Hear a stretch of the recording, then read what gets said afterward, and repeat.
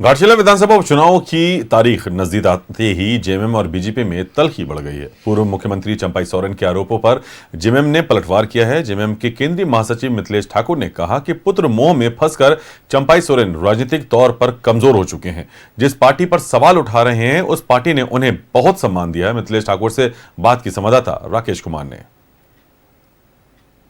स्मिता, राष्ट्रवाद, सहानुभूति, घाटशिला का ये उपचुनाव इन्हीं चीज़ों के आसपास फिलहाल नज़र आ रहा है।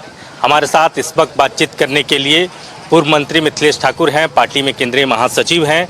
सर, जिन तीन चीज़ों का मैं जिक्र कर रहा हूं, एक तो सहानुभूति, राष्ट्रवाद और ये जो बातें निकल कर आ रही है इस पूरे चुनाव में आदिवासी अस्मिता, आप लोग भी क्या मान रहे कि इसी के आसपास चीज़ें चल रही है या फिर चुनाव का कोई और मुद्दा है? हमारा सबसे पहला चुनाव का मुद्दा, हम अपनी जनता जनार्दन जो पूरी तरह से हमारे साथ है और हमारे साथ होने के बहुत सारे अनेकों ऐसे कारण हैं कि जनता पूरी तरह से झारखंड मुक्ति मोर्चा की ओर टकटकी लगा कर देख रही है। और बाकी भी सारे फैक्टर जो आपने कहा, सहानुभूति भी है और उससे बढ़कर जनता अब सारे बिंदुओं पर आकलन करके अपने मत का प्रयोग करती है। तो जिस तरह से भारतीय जनता पार्टी के लोग आज लगभग 11 साल से ज़्यादा सिर्फ जनता को मूर्ख बनाने का काम कर रहे हैं, विकास की कोई बात नहीं, जनता के हक अधिकार की कोई बात नहीं, सिर्फ जाति में बांटना, धर्म में बांटना, आदिवासी गैर आदिवासी में बांटना, ये सारी चीज़ों से जनता ऊब चुकी है। और 2019 से लेकर आज 6 साल में जिस तरह से माननीय हेमंत सोरेन जी के नेतृत्व में जो सरकार चल रही है, वो अंतिम पंक्ति के लक्ष्य को लोगों को लक्ष्य करके योजनाएं लागू हो रही हैं।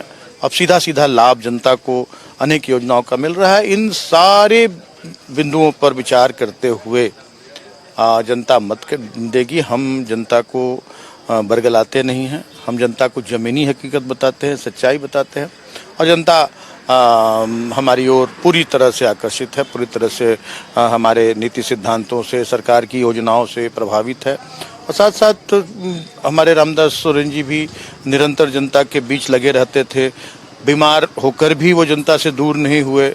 हमारे दिसुम गुरु शिबू सोरेन जी भी अब हमारे बीच नहीं हैं, उनके जाने के बाद भी ये पहला चुनाव है।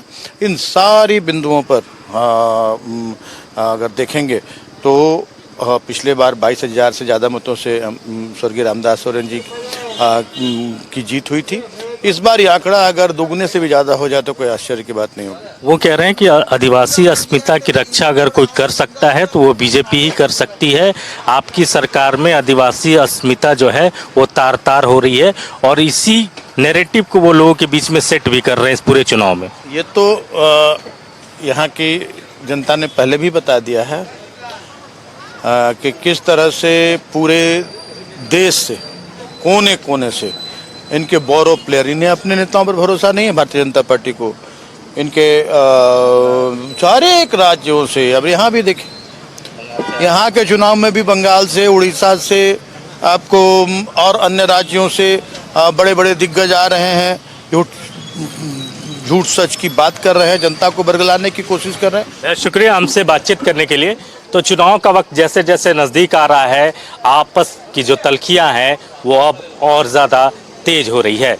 कैमरामैन सुशील के साथ राकेश कुमार, न्यूज़ 11, घाटशिला।